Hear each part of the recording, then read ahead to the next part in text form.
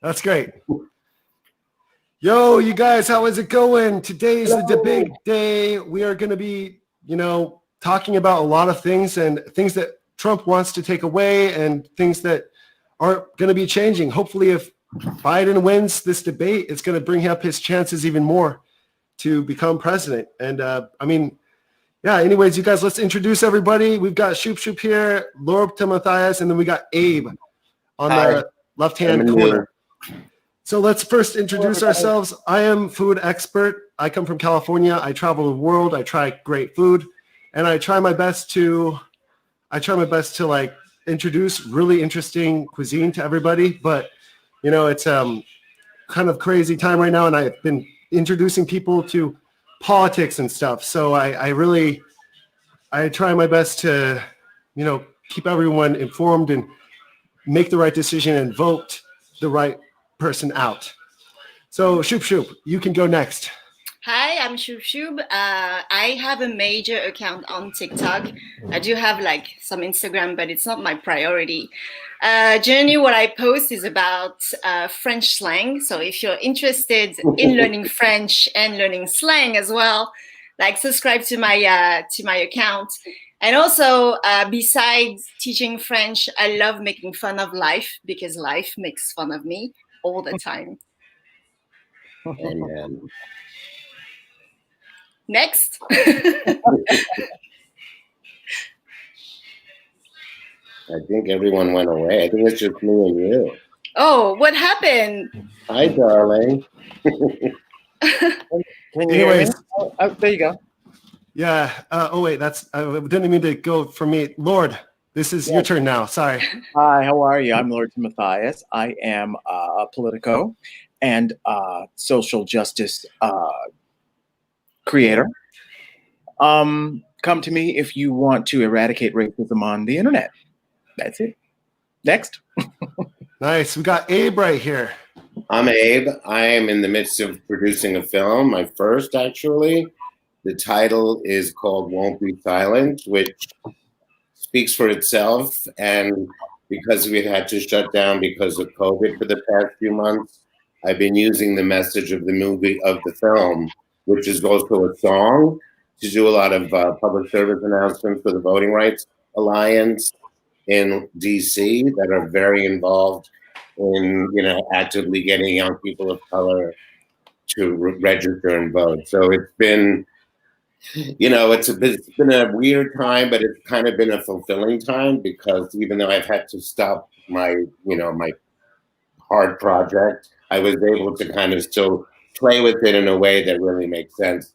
And I'm like a longtime activist for many, many years.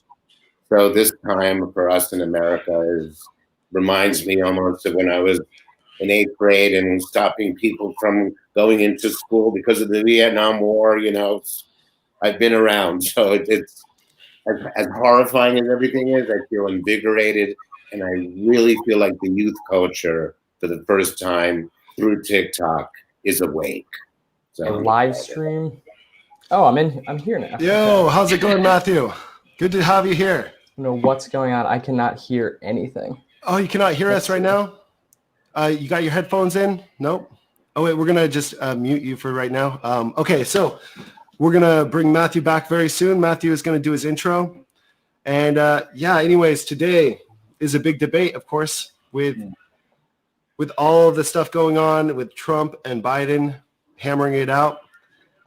And how do you guys feel like the debate is going to go? Well, if you ask me, I think Trumpers it's baked in the cake. If you haven't decided by now who you're voting for, I think Biden will pick off more independents, but the Trumpers they're stuck. They have co-signed this man, and there isn't anything that he's going to say or do that's going to that we'll know about. When they go in the booth and pull the curtain, that's going to be something different. But as far as what we are seeing, certainly here on social media, they are digging in with their guy. What they do in private will probably be a different story, though. Yeah, no, definitely. And Yeah, I'm going to bring back Matthew and see if Matthew can join us now. Hey, Matthew, can you hear us now, Hey, Matthew? I can hear you now. Yes, that was great. completely my bad. No, it's okay. It's confusing when you got the lavalier mic and a headphone mic. I mean, it's just all confusing, you know? Yeah, I'm glad you're here with us now. Matthew has got a TikTok channel that is also catering to politics and typically bashing on, you know, who. So Matthew, tell us about your channel and what made you start TikTok.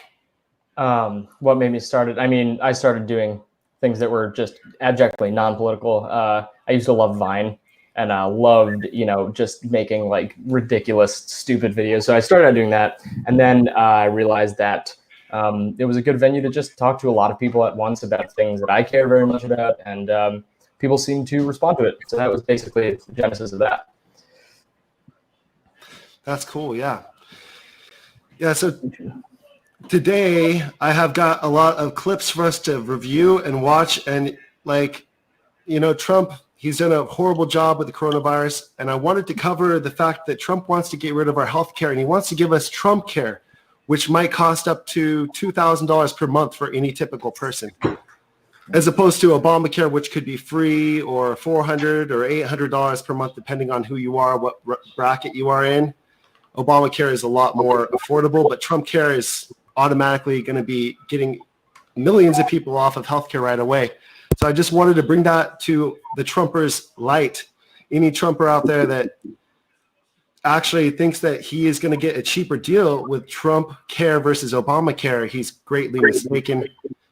What do you guys think about the Trumpcare versus Obamacare? Who wants to go first? Potato, tomato. Really? So I don't really know what the Obamacare is about, and I really don't want to know what the Trumpcare is about. But I'm European, so whatever you do with your healthcare system always make me cringe. So this is my opinion. So I don't think I'm going to be very constructive here, except change your system, definitely. Yeah, my opinion is that everybody should get some kind of health care. They should not be limited to a $2,000 per month plan, because most people don't even make $2,000 per month as it is, or even close to that. I mean, it's just, how can you buy groceries and buy your health care at the same time? It's just really almost impossible. And that's actually what one of my clips talks about that I'll be playing later. But so what do you guys think about this? I mean, on the eve of the coming out of his taxes, when we know that things like the vodka was more expensive, the steaks are more expensive, the hotels are more expensive, and not necessarily made better. I used to live in New York, so I know them firsthand. I mean, just the fact that anyone in their right mind would think that anything that would have his name on it.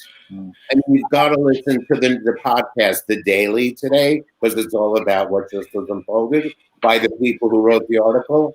There's just nothing that he could do now that's going to feel like anybody should sign on for anything. And whether you're a Trumper or not, if you're an independent and you think that everything that you now know about this man is not the guide to help you put the lever for Biden, then, you know, there's nothing we can do collectively to change someone from being that insane. You know, it's insanity. It's Stockholm syndrome meets, you know, psychosis. So I don't know. We're like, we don't have a lot of chance to help those people. Yeah, like I said on previous live, these people, it's a cult of personality. They're unreachable. They're unreachable. If you are taking away, if you want to change healthcare behind whose name's on it, and you've had basically what, 11 years to do it, and you're just going to throw a plan together in the middle of the night and call it a platinum plan for blacks, you've got yourself a problem. You've got yourself a problem. That's just like, I'm apples and oranging it here, but that's just like giving Puerto Rico all of this money when you should have given it to them at the time that they needed it most. You can't, everything that he's doing now, he's playing catch up because he knows he's losing. And if anyone supporting Trump realizes that they're the ones that are going to suffer from this, and they don't realize it, like right now, I'm tongue-tied because I can't find my words. You are literally selling yourself down the river, literally, because you want to take up for a man who you feel is an underdog. This dude is a con man. He doesn't care about it. Yeah. He's told you to his face he doesn't. And healthcare is only going to get worse for all of us, but it's certainly going to get worse for Trump supporters. They should know. You guys, we just got someone in here. We got Heather GTV in the house right now. Hi, Heather. Hello, hello. So nice to be joining you. And I already like a conversation, so let's get going. Yeah, so we're talking about the healthcare, how the Trumpers are going to lose a lot of their healthcare, and they just don't even know. They don't do the research, realizing that their taxes are going to go up if they have Trump in office still. Only the billionaires. If you're a billionaire Trumper, then you save a lot of money.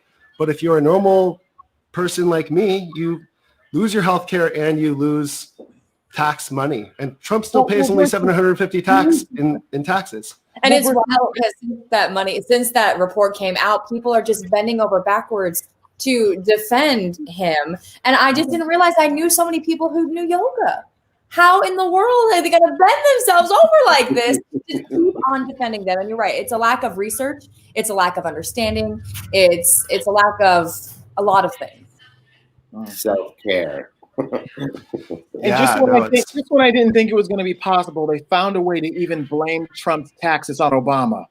Did you hear them say these are tax rules that was voted in by the Obama administration that, of course, Trump took advantage of, but now it's Obama's fault that Trump didn't pay taxes? I'm just floored by these people. You know what? The verbal and the mental and the physical gymnastics that they, I swear to God, they should be the next Olympic team. It's insane. It is insane. I've got a really quick clip. It's about 1 minute long. It was in 2017, and it's in a city that's in Pennsylvania where they conducted this kind of interview with the Trumpers in Pennsylvania. I'm going to play that clip really quickly. It's just a 1 minute clip. It's pretty amazing. If you go back in time, I just stumbled across this clip today, and I was really shocked at the crazy Trumpers back then that were actually originally Democrats, but they decided to vote for Trump because they felt like they were lost in the system. They felt like Obamacare was too expensive, and they were like waiting for their health care with Trumpcare, you know? And so here it is. Here's the clip. This county, Fulton, heavily rural, elderly and white, went a particularly solid red. 84% voted Trump. They took a gamble he'd deliver what he promised. Healthcare is his first big test. After he came along and he started making sense about a lot of things that I've been thinking about for years and years, the changes that have to be done, I decided to change my politics from Democrat to Republican. Trumpcare is moving in the right direction. I believe it will. Amen to that. Yeah, I think it's going to be a lot better than Obamacare. What was wrong with Obamacare? Well, that's saying it was too high. A lot of people couldn't afford it, the way I understand it. And Trumpcare says what to you? It's supposed to come down. It's supposed to.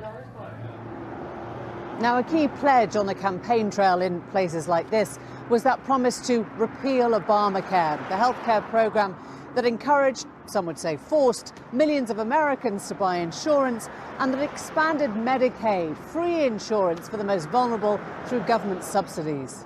Next is an executive order minimizing the economic burden of the Patient Protection and Affordable Care Act. Republicans have long argued it was too costly for government and premiums were too high for patients. It was repealed on day one by executive order, but this month the president produced his own plan. We came to the Fulton Medical Center to see what they make of it. Just a decade old, it puts diagnosis, surgery, emergency services and an elderly care home all under one roof. Margaret Black has spent 3 months here. Do you know what the cost will be to you? Not completely. I won't be able to. Well, I know I had 3 trips to Pittsburgh in the ambulance, so you figure that out. What's that, about $3,000 a trip? Yeah. 3,300 or something. I don't know what they did say, but it's going to be good. Your work pays for your insurance.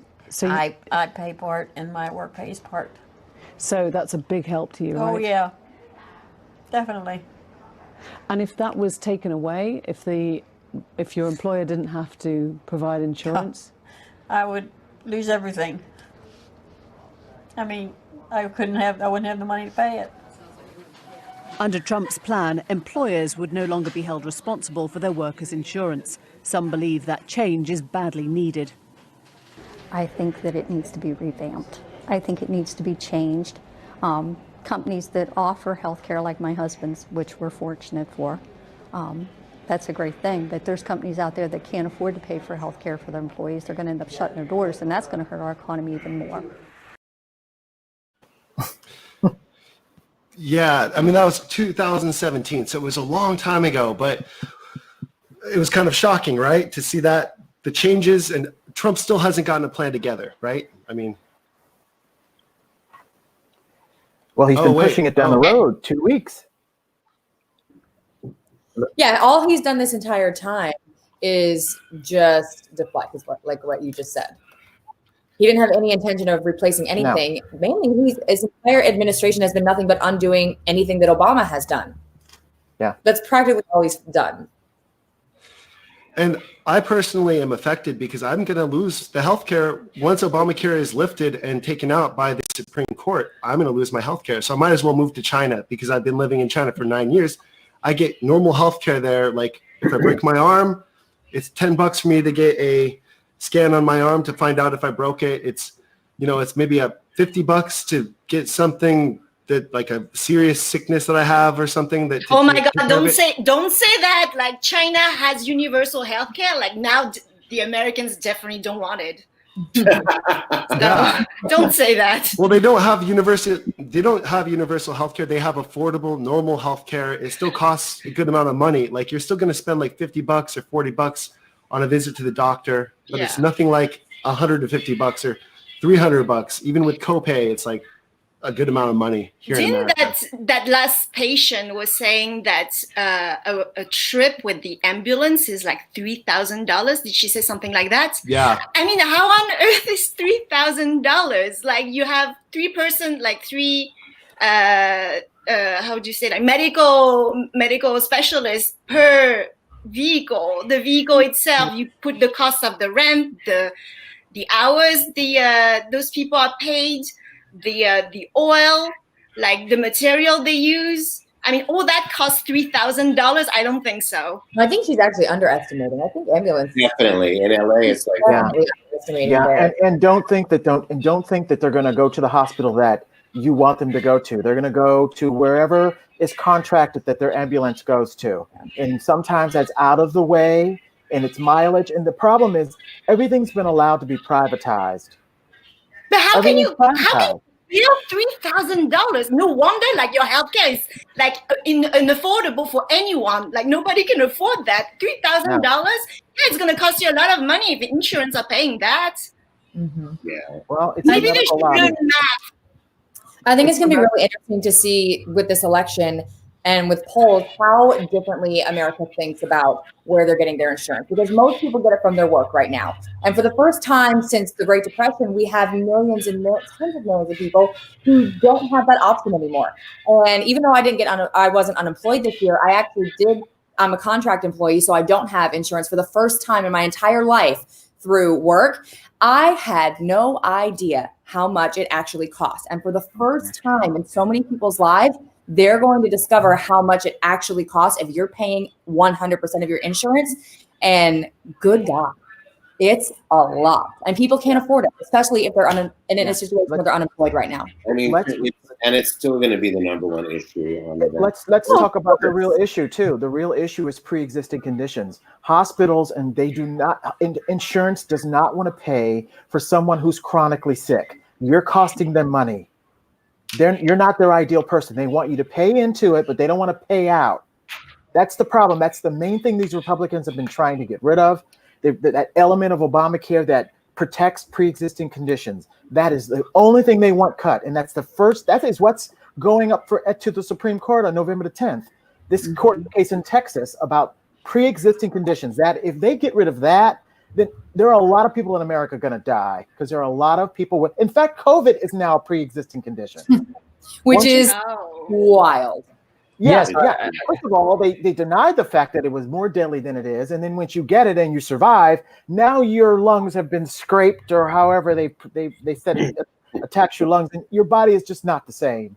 And now you're not insurable because you have a pre-existing condition that the Republicans have now taken out of the provision for health care. So good luck, America. And then on top of that, there are people that don't even think that people deserve health care. They think it's a privilege and not a right. Bernie Sanders was so right when he said that. It is a right, not a privilege. It just gets me so mad. You know, there's so many people in my family that have pre-existing conditions, and thank God everyone gets their insurance through their work. Mm-hmm. And like that last person said, I'm confused. This was 2017. This sounded like way back before healthcare. I'm confused. Are these people just not educated to how even? I bet they don't even think that Affordable Care Act and Obamacare are the same thing. I bet they don't even think that that's the truth. I don't know if it's a matter of education so much as it is a matter of what we believe is possible and like the things, just the acceptable bounds of conversation in this country where, I mean, you heard people in that ad talk about how the employer provisions, the way the ACA interacted with employers had to be revamped. And the solution in that person's mind, presumably based on how they were talking about it, was not, oh, we need to have a situation in the system in which your healthcare is not tied to your employer at all. The solution was we need to tie it to your employer in a different way. And that's because we can't even conceive of a world in which healthcare is not tied to your employer, which is, you know, a symptom of the American pathology, you know, generally, but is also a major issue. It's a failure of imagination. If we believe that it could happen, if it was really presented as a realistic option, then it would be much more plausible to actually implement it. But I also just wanted to go back to the Texas case, Texas versus US case, because there's I wanted to talk about this because I actually am working on this and studying this in class the past couple of weeks. And what's at issue in that case is the individual mandate. So, you know, the ACA had the provision where everybody had to buy insurance or be subject to a shared responsibility payment. And, you know, that was going to subsidize the other people if you did not buy the insurance. That was eliminated by the Tax Cuts and Jobs Act. So now the individual mandate is zero. The issue with that is that in Sebelius, which was the major case that went to the Supreme Court on Obamacare, it was upheld as an exercise of the taxing and spending power of Congress. So it was not upheld pursuant to any other power of Congress, but the power to tax people and spend that tax money. Now that you've gotten rid of the individual mandate, there's no longer a tax. That was the basis of what the tax was. And so now when this goes back up, it's going to be, Obamacare is going to be gutted. And the question is, once the individual mandate is gone, does that require everything else to go with it? And if it does, then, everything is just completely wrecked. But the issue is really, on that individual mandate. And by all indications, every ruling of, the now 6 conservatives that are going to be on the court indicates that it will not be severable. They will. It will rise and fall together. But I mean, senators know that this is unpopular. They know that the ACA is hugely popular. And so when they're asked, I mean, you can go look at interviews, they're asked about it. They won't say, oh, this is going to get rid of, shared, guaranteed issue or, or any other provision. Like, they're not going to say that because they know it's popular. And there has not, and everybody's right in saying there hasn't been a plan. There have been executive orders. And what's hilarious is the executive order, the recent one, the most recent one, all it does is say that it's the policy of the United States. It's the policy of the executive of the United States that there should be coverage for people with pre-existing conditions. Does it do anything? No. The good thing about executive orders is that they're not law, which is why Trump loves to sign them, because he doesn't have to go through, systems. He doesn't have to go through things that he doesn't understand. He just understands, put a big giant signature at the end of something and get something done. Good news is that Biden, as our next president, God willing, can just go and erase all those things because they're not actually bound to something. But wasn't the idea of the individual mandate was to have the healthy pay for the sick, and then when it all got up and going, it would all even out in the end? Well, and certain people didn't want to pay. Healthy people didn't want to pay for the sick. Isn't that really what this is motivating all of this, getting rid of the individual mandate on top of the whole taxing of it all? And then, of course, I think what you were fined if you didn't have, I know certain states fined you if you didn't have insurance because you had to pay an extra fine or you didn't have that earned tax credit or something to write off that you had insurance.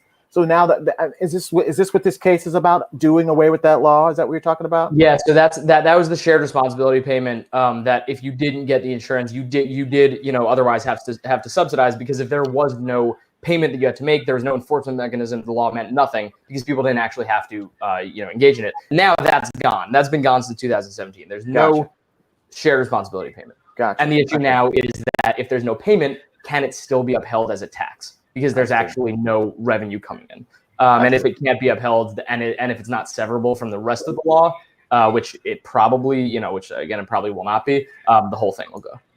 I see. Got it. All right. So I'm a layman with half of this stuff, but when you say it's going to be an individual tax, does that mean that's a line item tax that individuals have to pay annually as part of their tax return thing? You know what I mean? What is... Yeah, I don't know what the mechanism for like the individual payment is. I mean, I assume whatever you're signing up, the same way you're signing up for your, whatever marketplace you're getting it through, it's probably tied to that or probably administered through something like that. But honestly, I don't know whether it's, I don't know what the mechanism is. I mean, I don't want to, I'm happy to sound lame, but the word tax as of yesterday is nothing I think anyone should have to talk about, since this guy is like the biggest crook in the history of Earth. So, and just for me, the most important message that I really want to convey to the world is that I believe, like with this, I still don't understand the idea of what an undecided person is by now. I can't quite grasp that, but I believe, because of COVID and because of the ACA being challenged, I mean, I'm optimistic. I think it's going to be fine, but I think that mothers are going to be the ones to put this victory in place, because they're now straddled with the kids at home. The challenge that their healthcare might be something that not only is their kid like part-time at home and whatever and all the other details. I really believe, and I've been saying this, that mothers are going to be the ones that save this country. And the world, because he has the chance in the next 4 years, if he wins, to pull off some kind of World War III just because he's in the mood. He's that crazy.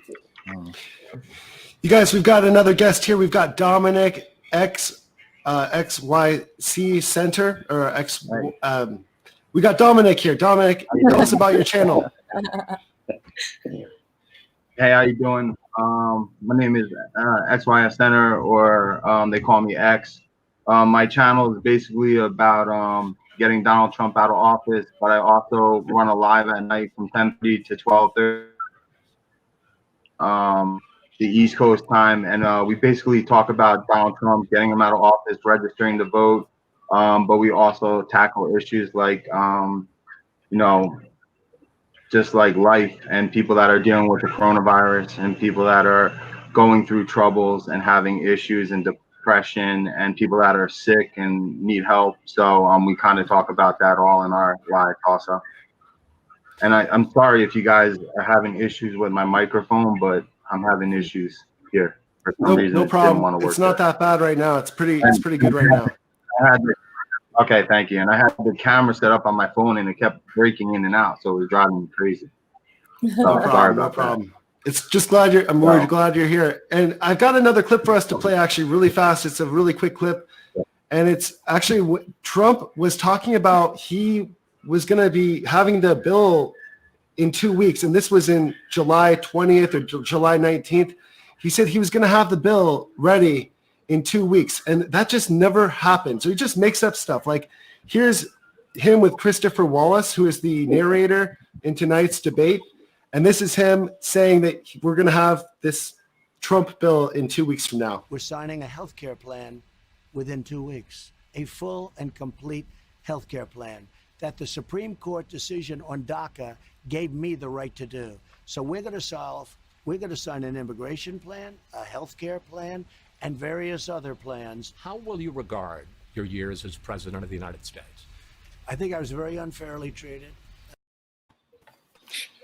Yeah, I mean, what do you guys think about that clip? It's just hilarious to me. But Heather, why don't you tell us what you think about that clip? Give us your reaction.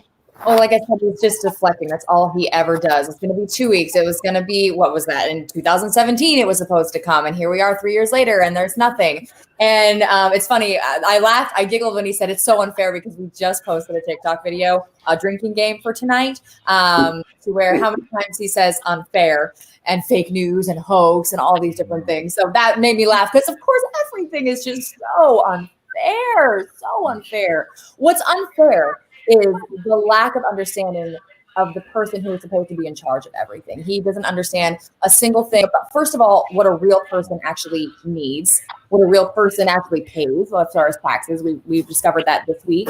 And he doesn't understand anything of how to fix the problems at all.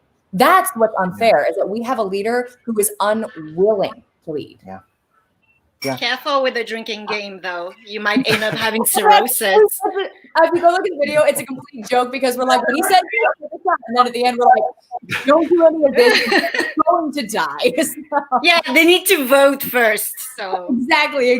Don't die first. It really might be the only way to get through it, though. Just take a little sip. And maybe not shots. Listen, I mean, I'm going to go. I'm going to go into the debates with a clear head, and this is what I'm going to be thinking the whole time. We already know who Donald Trump is, but who are the people that are supporting him? Those are the people we need to find out. Who we need to know. We already know who they are too. Who they are, and when they show us, well, how are they going to mend their fences and family relationship and friendships after this is over? Because guys, Donald Trump is not going to win this thing. He will try. He will whine. If he cannot. Listen. I'm a poll guy. I know people are weary of the polls about what happened last time, but listen. If he can't win Florida and Pennsylvania, which he is down 10 points in Pennsylvania, and I think he's down 4 in Florida, which is a margin of error. But if he can't win those 2 states, this thing is over. Going to court will be moot. It's going to be useless.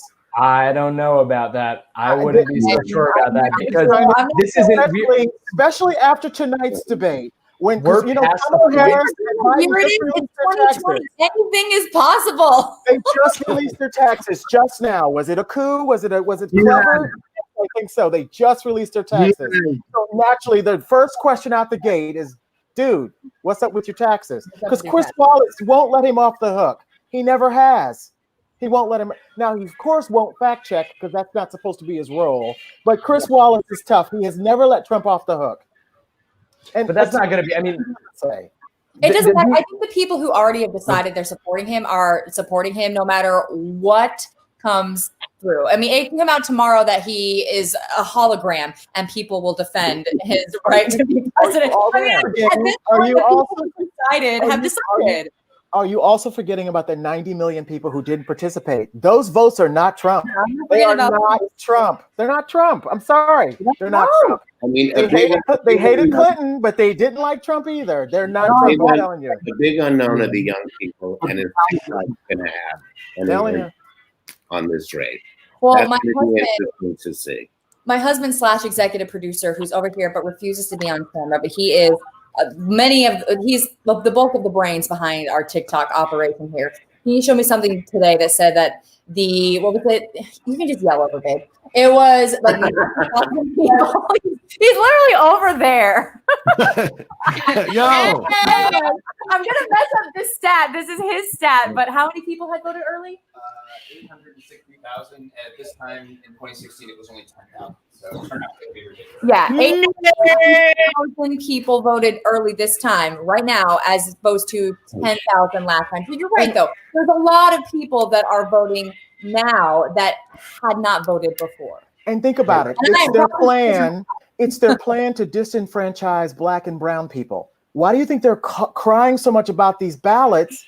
When you know what, you're a bad poker player. You've already shown us your hand. You've already told us you've ruined the post office. So what do? We're not taking our ballots to the post office. We're taking them to drop boxes that Democratic governors are putting out. And then now you're taking them to court because your idea is to you don't want people to show up. Well, too bad. We're doing that early and it's pissing you off. He can't win. He cannot win. I'm sorry. He just can't win.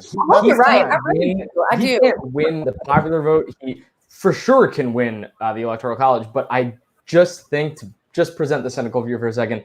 We're past the point of talking about votes and who's going to actually win the election, because the election isn't happening on November 3rd. The election is happening in December, somewhere in court. And it's not a foregone conclusion that that can't happen, because there are a million different ways that you can challenge ballots. And even if they're in drop boxes, and even if the vast majority of people vote in person, you can challenge that. And what he's going to do is challenge that. And ultimately, all that matters is whether the case will get to the Supreme Court.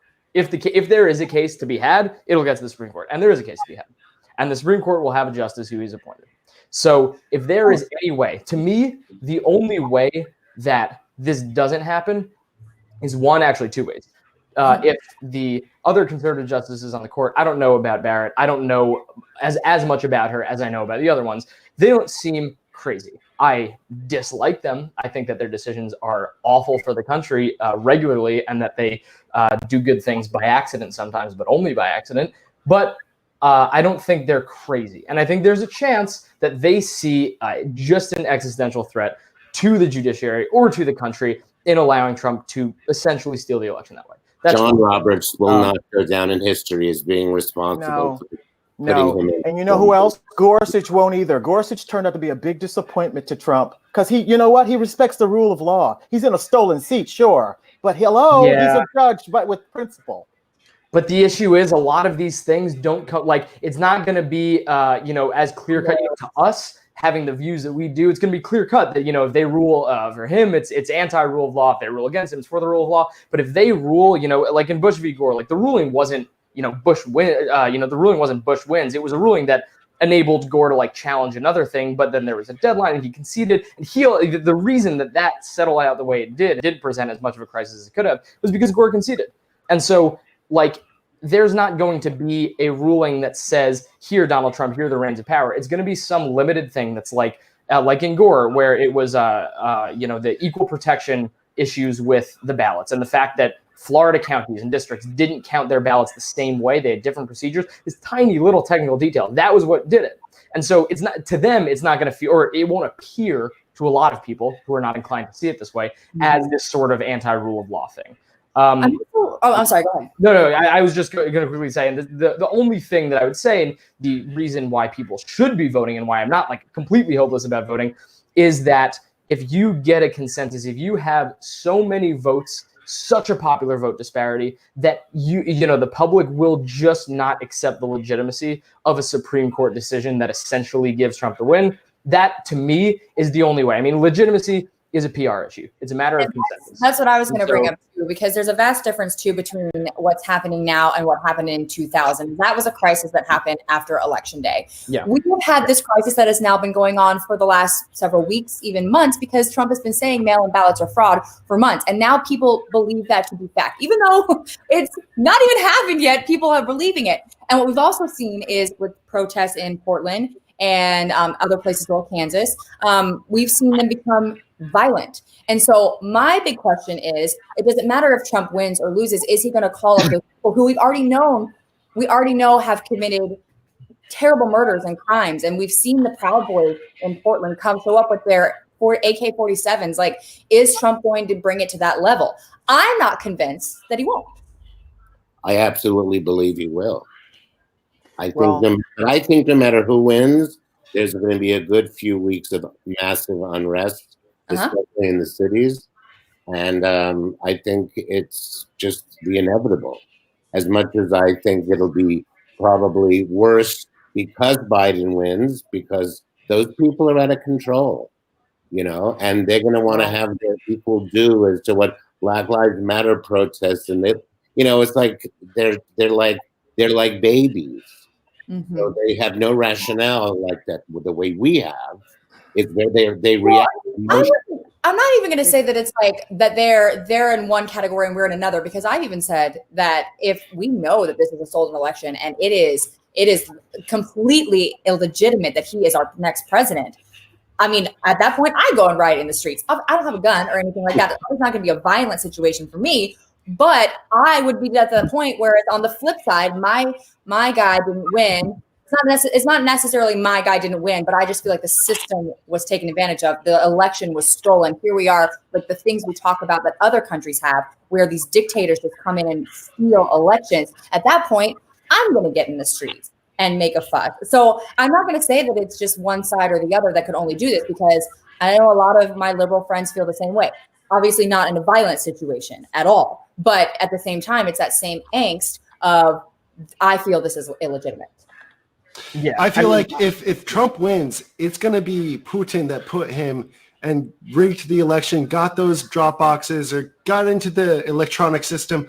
Ivanka Trump owns some kind of patents to the electronic machines, is what I've heard about. I think they're the ones that are No, there. those aren't active. No, she only owns the patent. They haven't built. She hasn't built any. She hasn't built any yet. It's odd that she owns a patent to voting machines. Why would she's a fucking. It's very odd. Beep beep. Sorry. It's okay. She's a failed handbag designer. What in the world would she be doing holding a patent to a voting machine? It's just very odd to me. And back to the civil unrest, I find it very interesting that these Proud Boys and these Boogaloo Boys only show up in cities where their status is quo.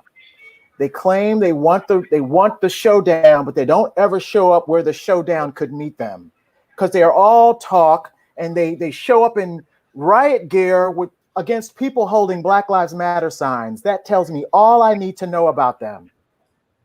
Well, because they're not actually trying to exercise any right. They're trying to find black people and put guns in their faces. That is it. That's what I'm trying to get people to understand. What's to be fearful of these guys? They're cowards. Come on. They're cowards. They mostly hit women. Have you seen these videos? They mostly hit women. It's ridiculous. Are you talking about women the to the ground? Well, all of this crap they want to show on TV with these like in Louisville, all these 300 guys that show up or 50 guys that show up in riot gear and such, hitting women and pushing women to the ground. Oh, you're so tough. Really? But then you flip the script to that black militia group that Trump says we're all on the TWA flights, which, interestingly enough, how are you going to get a gun like that? It's a false equivalent. It's ridiculous. And I just don't subscribe to it at all. Sure, it'll be people pissed off. I mean, Trump stole this election. If he steals this one, what would be the difference? The point is, we're taking our eye off the ball. The shiny object is up here, but the Senate is where we need to focus our attention. We flip that. Trump is powerless. And state legislatures. If there's one thing that I say in this that anybody hears, state legislatures. These are the places that are going to certify election results. 1,000 different things that we have no idea affect us. State laws affect us in our everyday lives far more than federal laws. People don't realize that Trump far more. That is where attention should be. And if you're interested in a third party sort of introduction into the system, it's going to be through state legislatures. If you look at if you voted in a municipal election, in a state election, I know here in New York, there's a very active Working Families Party that generally co-signs the Democratic candidate because they're not very big, but they have gotten candidates in, and they do exert influence in getting people elected here.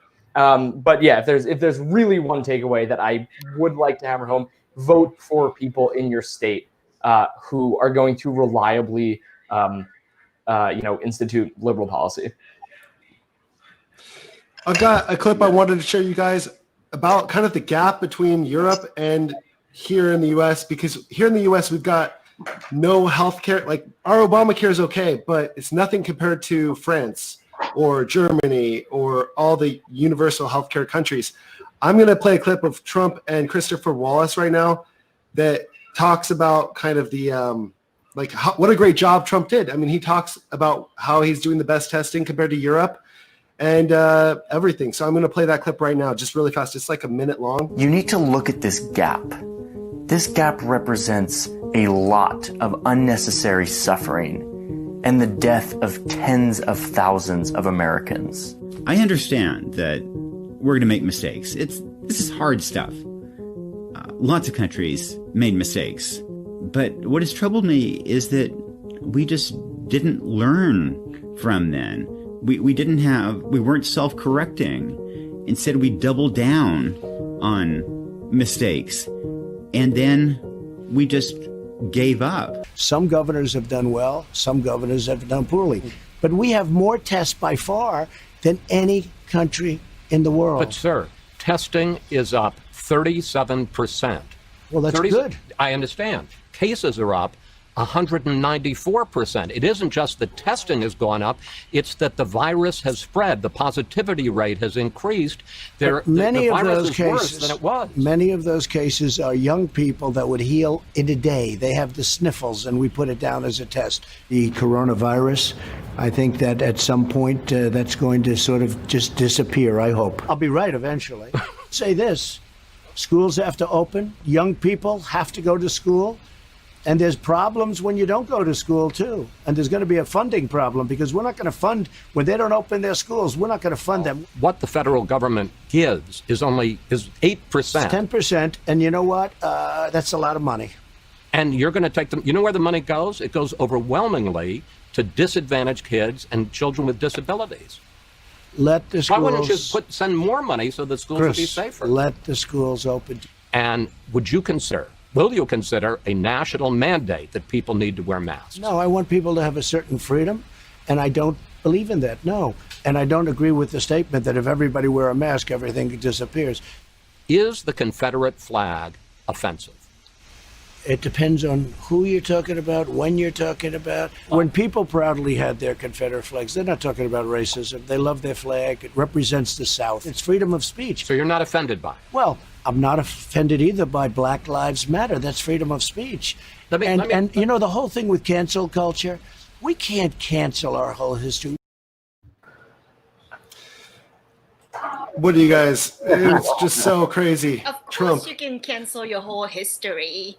It's called like history is written by the winners, so. And what do we think Germany did? What do we think Germany did after World War II? Exactly. The entire country is geared toward atoning and repenting for World War II and the Holocaust. Exactly. The entire culture. It is just unacceptable. I mean, he's actively trying to erase history because he's another executive order and something he wants to pour through right now is taking out racism training and things like that, and taking away mandates on what can be taught in history classes in the state of New York. I mean, that's dangerous stuff right there. I do have to leave though. This was really fun. So it's the last thing I'll say. I would love to talk about this more, but this is great, guys. I gotta see you, Heather. Heather, can you just introduce your channel really fast and tell everybody to just follow you? Because I don't know if we really got you very well. Like we didn't introduce you properly, I feel like. So that's okay. I was late because again, this just never stops. This world just never stops, and there was a ton of debate prep today. But you can find me on every single platform at Heather G TV. It's just simple, just right there. Can we find you on YouTube also? I'm not on YouTube. That's the only one. I'm trying to get there. Maybe after the election it'll happen. Right now I'm just being pulled in so many different directions. But I'm on TikTok, Twitter, Instagram at Heather GTV. I put Heather's information in the description down below, so you can check out Heather's TikTok. She's got like 400 or 300,000 subscribers. I wish. Not that many. 200,000? I think we hit like 220 today, so that's not too bad. Yeah, that's still a lot. I just forgot the numbers. It's just, the numbers are always kind of wishy-washy for me. Same to me too. No worries. Thank you guys so much. This was a great conversation. You, Heather. Bye, Heather. Cool. And Lord got kicked off. I'm trying to get him back on. He's coming back on soon. Anyways, you guys, I've got one more clip because I'm focusing on, European healthcare and what it really means to a pandemic compared to America's healthcare. Even with Obamacare, we're not the best healthcare. We're very far from it. And that's why we really failed when it came to the healthcare system in France. What's it like when you go to the doctor, Shub Shub? Because you would know. Growing up in France, what was it like? So the thing is that people, when you work, you pay taxes. You pay a lot of taxes, but most of these taxes go to healthcare, basically. And so what happened is that when you go to the doctor, you just pick up your favorite doctor, you talk about your problem, he gives you prescription, and you leave. And that's it. And you pay him with a card that is issued by Social Security and healthcare system. And money is already in there, and you just pay with this card. And everybody has this little plastic card with them. And same for going to the pharmacy and you pick up your prescription. Same going to the hospital.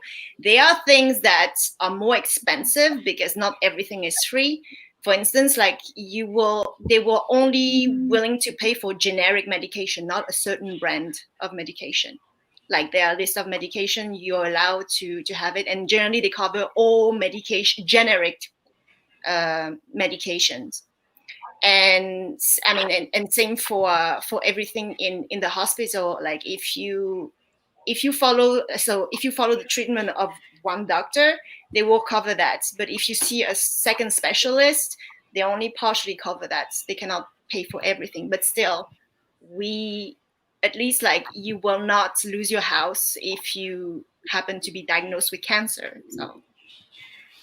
And I want to go to Domenick right now. Talk about what it was like during the lockdown in New Jersey, because you were in New Jersey. It was, of course, hit very hard by the coronavirus. What was it like during those couple of weeks? It was I'm sure it was scary, but what was your take on it? It was tough. I mean, you know, because we have Newark Airport, we got JFK, we have LaGuardia, we got everything that came in. So it was kind of like, you know, just crazy because, you know, I think the disinformation from, you know, the White House, you know, let things get worse than they needed to. If they would have jumped on top of it from the beginning, I think we would have been in a better situation. But I mean, you know, it was rough. Everybody, you know, kind of locked down. Nobody went out. It was very stressful, you know. People, you know, a lot of jobs were lost. A lot of places were shut down. You know, there's a lot of places right now that used to be there that aren't there anymore because of this. And I think it could have came, if it would have been done correctly from the beginning, I think that we would have been in a better place. My thing is, I think because since it was in a election year, that you know, Trump was more worried about the election, and he knew that if he didn't give the right information, that people would, you know, things would panic basically and cause issues. People would lose their jobs and everything. So I think that he kind of tried to, you know, hide the fact to keep everything, you know, as forward going as it could. And then when he realized how bad it got, you know, it was too late. And people had to suffer. People suffered more than if he would have took it, you know, for real from the beginning. Where are you? Lord is back. We're really glad Lord is back here. I don't know what happened. I'm in Union County. I don't divulge my location because unfortunately I get threats all the time. Okay. Oh wow. That's not as far as I'll go. I've had a lot of threats in my comments about, you know, we're gonna find you and this, that, the other thing, because they don't like the fact that I don't like Trump. Unfortunately, that's something I deal with. But I've got a video comparing the European lockdown and the kind of non-strict, relaxed American lockdown, because America only locked down around 39%, maybe 50% or so, but Europe, they locked down 80-something% or 90% of everything was locked down. They took draconian measures and they did everything the right way. And that's why it took so long for them to kind of have a little bit more cases, but they're going to lock down before they get more cases. So it's really a good thing that they had the stricter lockdowns in Italy and France and Germany. In UK even had very strict lockdowns, sometimes a little bit too strict in my opinion, but it really worked. Here is a clip comparing Europe and America. They don't test like we test. Is it possible that they don't have the virus as badly as we do? No, it's possible that they don't test. That's what's possible. We find cases, and many of those cases heal automatically. We're finding, in a way, we're creating trouble. A lot of people say this is because we don't have a national plan. You talk about states. We don't have a national plan. Do you take responsibility for that? Look, I take responsibility always for everything because it's ultimately my job too. I have to get everybody in line. If you look over here, you can see these dark blue areas, which represent countries that shut down by up to 80 to 100%. This means they weren't going out, they weren't shopping, they weren't going to cinemas, they were staying home like the government implored them to. Austria shut down by 64%, France by 80%, Ireland by 83% of all of this movement shut down in the name of beating the virus. Meanwhile, over here in the United States, we're at about 39% on this same day in late April. We never really shut down. One of the basic things about this pandemic is that if people really do take it seriously and for 4 weeks or 6 weeks do adhere to stay-at-home orders in the way Europe did with 90% of the of travel shut down, then the virus is stopped in its tracks. Other countries did it, one after the other. The U.S. was never able to do that. We fought the virus, and the virus. Yeah, I mean, the virus won, literally. And it's going to win the United States even more as the temperatures get cooler and things get a little bit more chilly in the Midwest. I think in Chicago this week, you guys have got a cold front, correct? and in New Jersey, Chicago, I mean, you guys are feeling a little bit cold right now, right? Yep, a little. It's still warm. We're in the 70s, 80s. We're still not that cold yet. It's just, it blows my mind. Like, we had all summer to get coronavirus under control, and we never did. It's completely raging here in California. Well, in another couple months, when it gets colder here, we're going to be seeing a lot more corona, and we're not going to be allowed to go to anywhere. To another country is going to be out of the question. We're going to be stuck in our own country. Well, Bert, we had since March, we knew that we were going to be in this situation. And look, the schools weren't prepared. Businesses are still not prepared.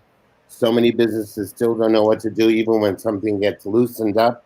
It's just really, it's going to be a never-ending cycle for more than just this winter, because we have 350 million people not willing to get on the same page. And it's the challenge for me, again, is regarding the vote, regarding November 3rd. I mean, we have to get people marching like Black Lives Matter march, like the Women's March did it in 2017. We have to do a national march to the ballot box. These indivisibles and all these organizations that know how to rally quantities of people like they did when they were putting kids in the concentration camps back like last year, that was like so effective. We need to have a national march to the ballot box. And if that's not the recurring theme, especially with all this bogus kind of, all the fake news that Trump's throwing out, I mean, the people have to be able to be the ones to make the last stand. I mean, I just think that that's all of our responsibility. And I don't know.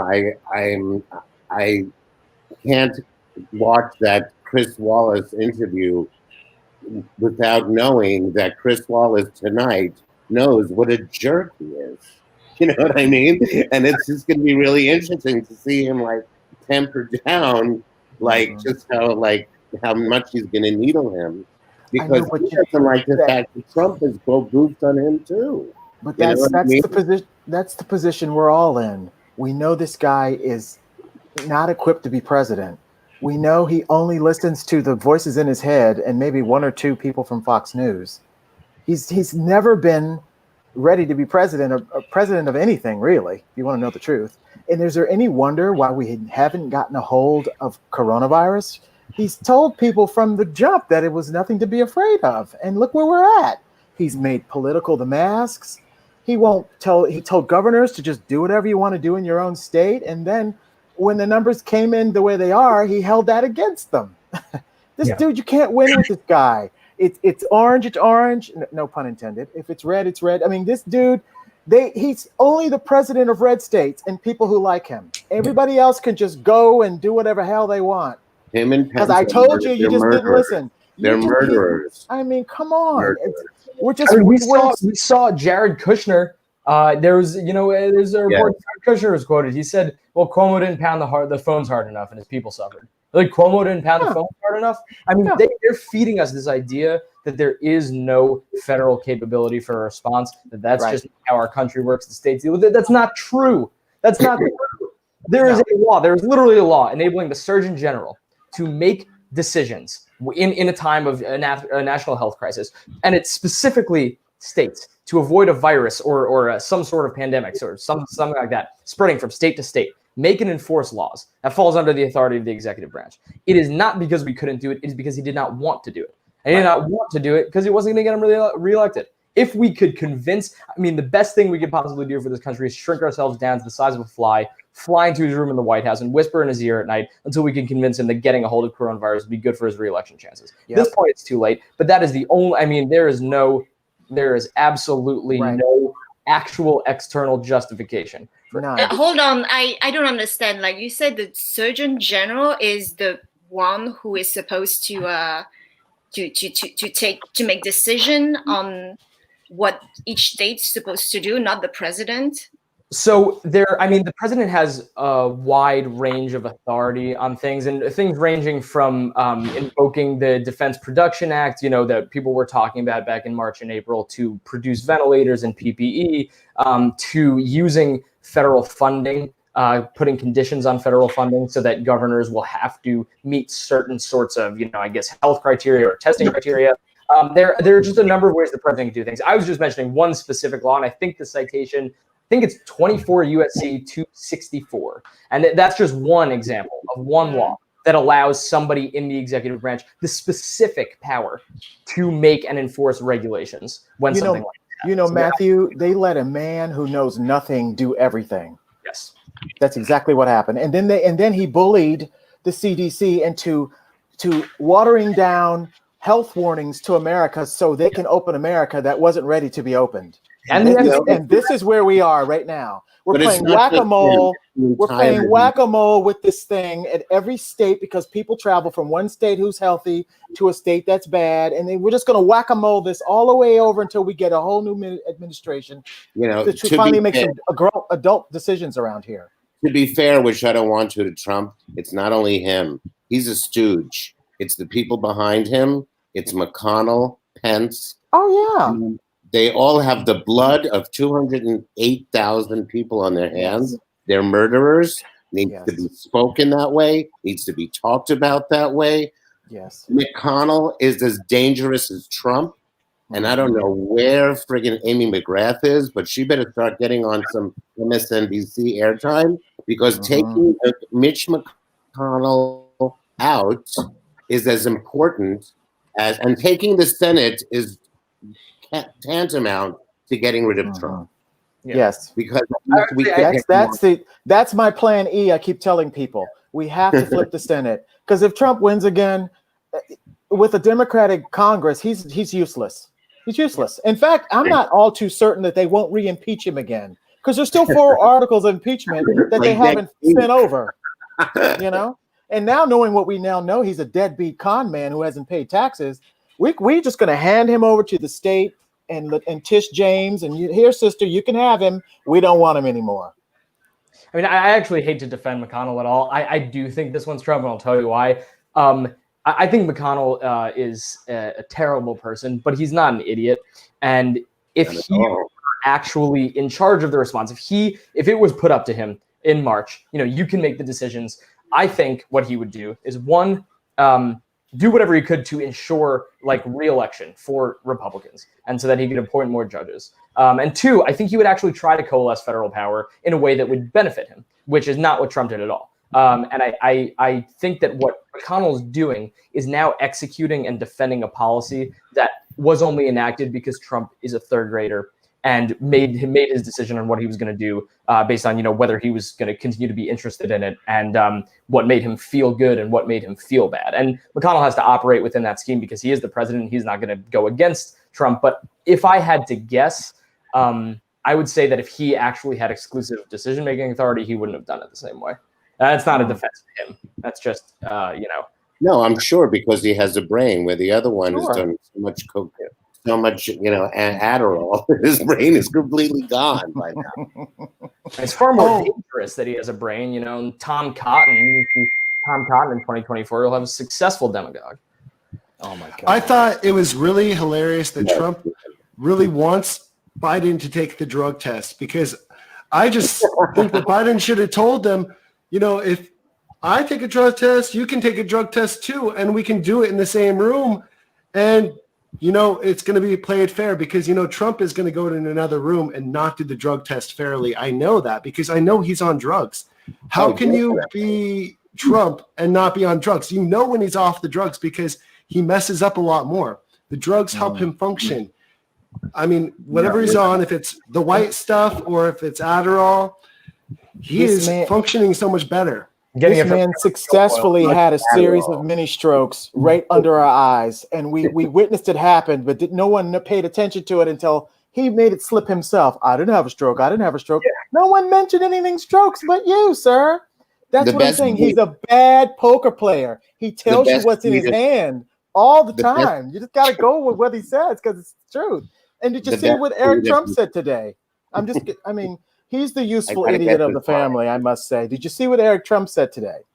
They went on this pro-gay push about the LGBTQ family and how they love Donald Trump and how he says, I'm a part of that community and I love it too. It was the biggest gaffe ever. It is floating around social media. You have to see it. They've made new videos of it. They've got gay pride flag. It's just the funny. I mean, we know he's not gay, but that's the idiocy of this kid. He's going to go into that deposition and give the whole farm away. Meanwhile, I actually have to run. But okay, it was great to. I'm sorry, Abe. I didn't mean to cut you off. I know you have. Right. It was just, you know. But let's talk about your channel for a minute, Matt, and we'll do an outro for you. Basically, just tell everyone to follow your TikTok and your other platforms. Let's tell everyone to follow you. So tell us, everyone here, what your channel is all about. Yeah, so if you want to see analysis of current events, political events, if you want to see posts making fun of people who deserve to be made fun of, namely Republicans, if you want to see funny skits sometimes, follow my TikTok. It's Matthew.Goldstein, MATTHEW.Goldstein. I have a YouTube channel that has a couple of videos, and all of the other stuff is linked on TikTok. So this is great, and I really enjoyed talking to all of you, and hopefully we can do it again. I have linked all of Matthew's content, all of his social media, including YouTube and TikTok and Instagram, to the description down below on everybody's channels. So if you're on any of these channels, you can see that in the description below. And so you can find where Matthew is. Thank you. I appreciate you setting this up. Yeah, we're going to do it again for sure. Thank you so much for joining us, Matthew. We will definitely have you again. It's been a really just great pleasure. added you. Perfect. Yeah, I've been following you for a while. Hey, well, I can follow you back. That's my bad. Yeah, I do edit one of your videos, man. You're funny. I appreciate that. Tell my family now. I enjoy the debate. Try not to go crazy. Have a couple drinks, and I'll see you on the other side. Be good. See you, Matthew. Have a good night. I just love this whole community that we're building right now with TikTok, and we're kind of like, we're able to collab. We're able to talk and like spread ideas. Even though we don't have like too many people watching, we still have 22 people watching. This whole thing is all about building the community here on TikTok and YouTube and merging the worlds together. I just think it's awesome that we are able to kind of connect like this. I don't know. It's a great community here. But anyways, yeah, I think we're running close on time. I mean, we could go a little bit longer, but I think that everybody probably wants to go eventually pretty soon. I think we can wrap. Let me just tell everyone the best tweet of the day is E.G. Carroll that's suing Trump for raping her at Bergdorf Goodman. You know that case? Sure. So he tweeted this morning, so Joe Biden doesn't want to take a drug test. What do you think that is? And she tweeted to him, and you don't want to take a DNA test. So what do you think that means? So I thought that was the greatest thing of the day. It's just a series of stuff like that. They run their mouth so much. They give you so much material to just throw it back in their face. It's just everywhere. You don't even have to look hard for it. It's just amazing to me. They should just shut their mouths, all of them. I feel like I'm living. I feel like I'm living in a SNL skit, like for the past 4 years. Really. Yes. You know, the other day on Saturday. Oh, the other day on Friday, we shared this one Tucker Carlson video that was just so hilarious with his very serious face. And Domenick also saw this too. I played this. I would love to play this for you guys really fast. His face is just so serious, and he's talking about people on February 2nd, but he was talking about this on March 27th. So he's like going back to clips from February 2nd about the coronavirus, how no one was taking it seriously in New York. And it was just so hilarious. Let me just play this really fast. It's going to be like 1 minute. It's just really funny. So you saw what's happening in New York. The question is, why is the outbreak so especially devastating there? New York City is the densest metro area in the country. That's the most obvious answer, probably the biggest problem. The city also has an awful lot of people traveling to and from other infected countries, and that's significant too. But it's not the whole story. As this deadly virus emerged from eastern China and began to spread inexorably across the globe, clearly headed here, leaders in New York not only failed to shield their citizens from it, they took affirmative and aggressive steps to increase the risk to their population. Why would they do that? Well, because they were worried far more about being called racist than protecting human lives. That's not an overstatement. That's not hyperbole. Watch the city's health commissioner, Osiris Barbett, urge New Yorkers to spend as much time as possible in crowded public places. Keep in mind, this video is from February 2nd of this year.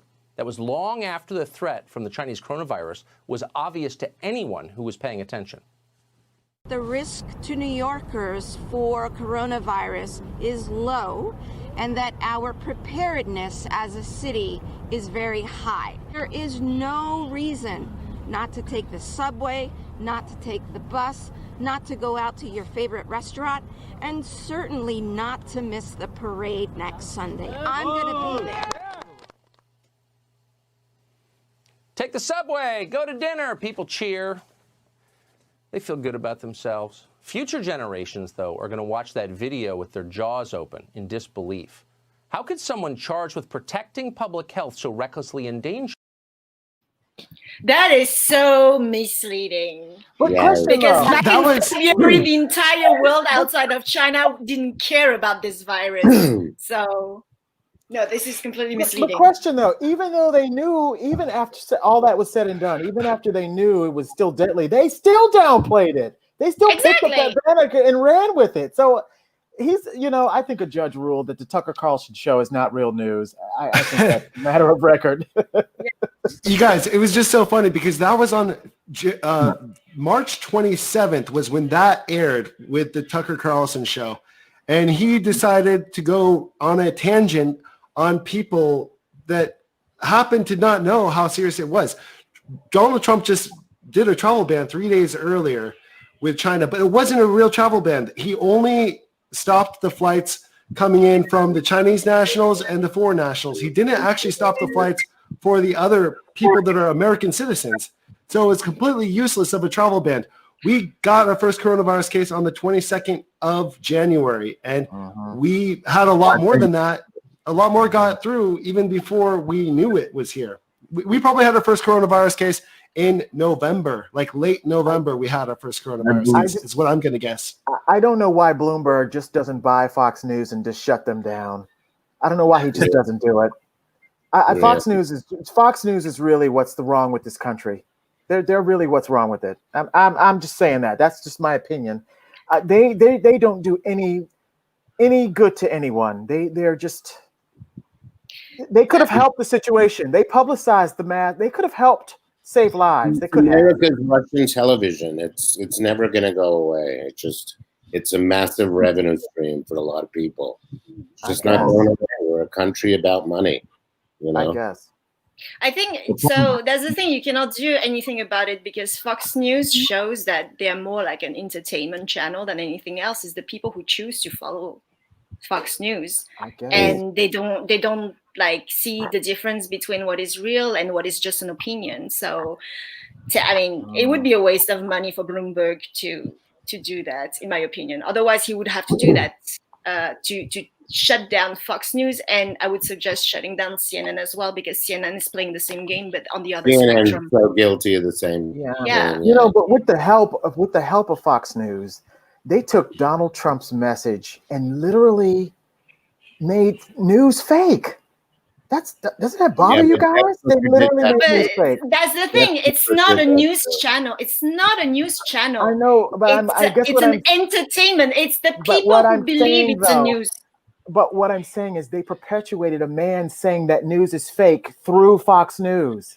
They're responsible for the division we have in this country. They're responsible, whether they're news or entertainment. They should be held accountable for what they're saying on their airwaves. And I think they should be held to a higher standard. I mean, they are news from 11 to 4. They are real news. Mm-hmm. And then from 4 to 9, they have all those opinion shows. I really think that they should be somehow held to. There's crimes against humanity here. There's crimes against humanity. I learn more about what's happening in the world on TikTok than I do from either MSNBC or CNN. I mean, I don't watch Fox. Oh, well, you knew why he wanted it shut down so bad. Smart people on TikTok shedding little tidbits of information, stories that you would never see. I mean, for the most part, even MSNBC, they have the same 5 people saying the same top 2 stories for the entire evening. I mean, I've completely eliminated. I give Rachel a half an hour and goodbye. I don't trust the news whatsoever. And I'm not saying that because but that's sad. So yeah, I know it's sad, but have you read the book Trust Me, I'm Lying by what's his name? Brian something. But I don't remember the author's name, but he is absolutely great in uncovering like the dirt relative to the big news, the news industry. So basically they only rely on smaller newspaper outlets who in turn relies on small bloggers to get the news. And that's the reason why you see the same news like spreading over like every channel, every platform, everywhere. It's because it comes from the same sources, but they just like twist it in the way that would address their viewers' concern, basically, or just like to be more appealing to the viewership. So there's that, like this entire manipulation of selling something because it keeps viewers like on your platform, and it increase like the sponsors to pay you more in terms of advertising. It's all money generating. Yeah. There's nothing like completely true. If you want to read something very true, you turn off every media outlet you have and you read like some past book, the old-fashioned way.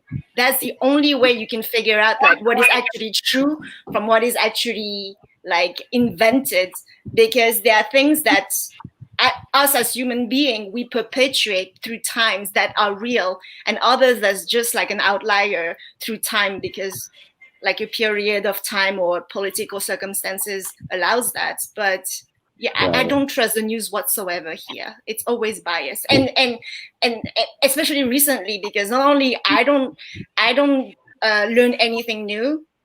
It's always the same news every day. It's either like COVID related or Trump did something dumb. Like, please, like I'm sick of that. It's been 4 years. Horrible.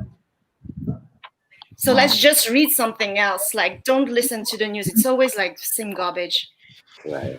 I just thought that clip was just hilarious, though, because Tucker Carlson is just such a hypocrite. Because during the same time, like during February 2nd, even 10 days after February 2nd, Hannity was calling coronavirus a hoax, and Tucker wasn't even covering the coronavirus hardly at all. I mean, they just thought coronavirus was something in the background, which I thought coronavirus on like January 2nd, I heard about it for the first time, and I thought it was just a very small percentage of a chance that this could be like SARS 2.0.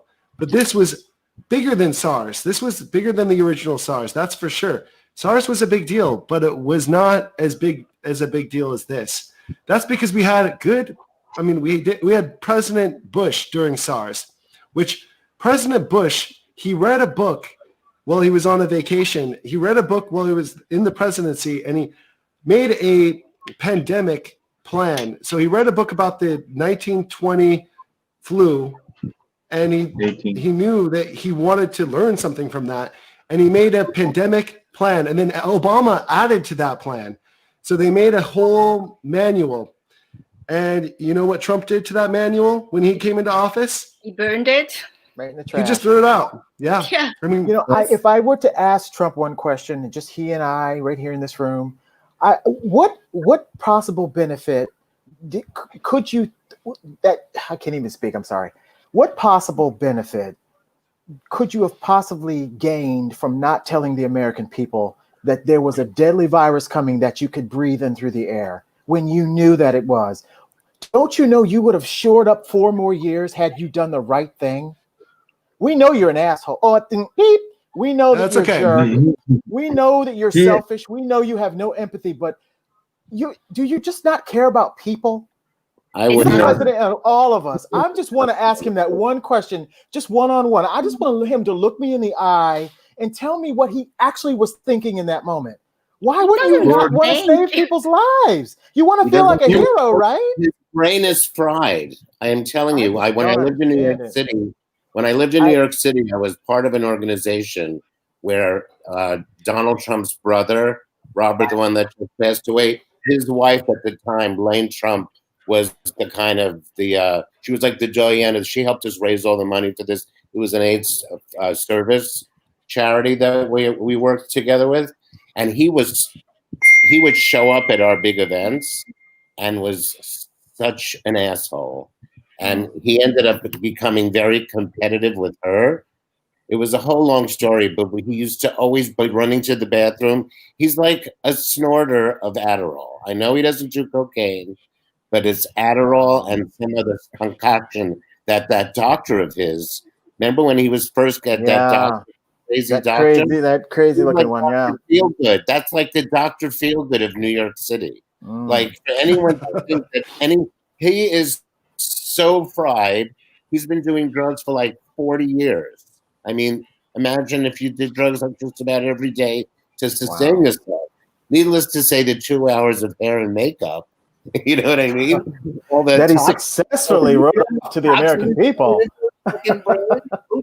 Never mind. Anyway, so we ended up that on a happy note. Yeah, I guess let's close off. But before we close off, we need to talk about everybody's channel and close off on the right way and wave goodbye to everybody. But first, we need to talk about everyone's channel. Let's start off with Domenick. Domenick, let's talk about your channel really fast as a closing. Sorry, guys, I didn't get into too much tonight. I'm having some issues with my computer and stuff. I wasn't able to see the video or anything, so I got to figure that out next time. But my channel, like I said, is basically to give a place for people to come and feel welcome. We are a blue room. We talk about getting Trump out of office, moving forward, racial rights. We talk about moving on the future, and just taking care of each other. I have one of the people that come into my lives is a nurse that has the coronavirus right now. I'm actually worried because I haven't heard from her in a couple of days, and the last time I spoke to her, she wasn't doing too good, and she's young. So all these people that say that it's only old people that get sick, she's like 35 years old, and she's suffering right now. So everybody put on a mask, wear the mask, be safe, take care of each other, show love to one another, and that's what we're about. Just getting the truth and the positivity out there and trying to help people out and getting Trump out of office. What's your TikTok handle? I'm sorry? What's your TikTok handle? At XYFCenter.com. At XYFCenter. Sorry about that. It's all in the description below, actually. It's in the description. So you can find everyone that was here today, and actually everyone that was in the past ones are also down below too. But I show everybody who's on the top here that are here right now. Actually, my videos once. So I don't have it down below, so maybe you can text me later for it, okay? Oh, did you say Lord duetted one of your videos one time? Yeah. It was the one that it was like, it was like the one that said something about Santa Claus delivers this much, and then Oh yeah. why can't also you were kind of below and you were up top. Yeah, so you used that video. So I appreciate that because I'm sure I no got worries. Thank you so much. Sure, no worries. I Thank tell you, you, guys. I follow it. I'll do it. Anything that's funny. I'm sorry if it has a point, it's going up. I love that. Yeah. I love how such a small world it is here in TikTok. Like everybody big and small like has duetted someone's video. It's just a lot of fun. Yeah. Okay, Shub Shub, tell us about your channel and your new YouTube channel that's going to be launching soon. Yeah, let's talk about. So TikTok channel, it's mostly for entertainment and learning some little French. You can listen to my very lame jokes or my roast. People like it for some reason. Otherwise, like I'm going to start like a YouTube channel pretty soon. I still need to shoot that first video of mine. And it's going to be very interesting for TikTok account owners to help them grow the channel. So stay tuned. That's great. And Lord, tell us about you one more time because we got fresh new blood here in the audience. I am, of course, Lord Timothais. I'm on TikTok for fun. Of course, I do political stuff. And as of late, I am eradicating racism on the internet. So out of that has born TimmyNationInc.org. It's a website that combats racism on the internet. So check me out on my YouTube channel where I just vent about all the other social media platforms. All right, that's it. And Abe, let's talk about your TikTok. So I've been on for like maybe 2 months now, but I really love it. It's Won't Be Silent. That's the handle name because I'm doing a film with that title about speaking up against oppression and injustice. And it's through music. It's all about the music of a protest. And so that's the name of that. My name otherwise is just Abe, whatever. And I have it also. I'm just building, again, Won't Be Silent YouTube channel. I have it on Instagram. I've been thrown off Twitter because I cannot stand Candace Owens. And obviously they thought I was inappropriate. But I don't miss it. So whatever. And TikTok is just fun. So I'm just enjoying every day that I'm fortunate enough to still be here on Earth. So that's my story. Very cool. Follow me, whatever. You know? I have to say that, right? Okay, so I'm the last one to go right now. I'm gonna do my spiel.